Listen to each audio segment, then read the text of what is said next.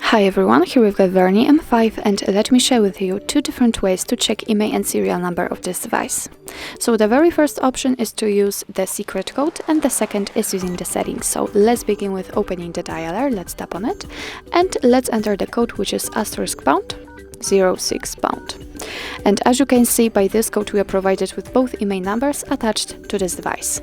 Let's tap on OK and let's check another option which will also allow us to check the serial number. So let's find the settings. Here we have to scroll down to the very bottom and tap on About Phone. And here let's choose the status.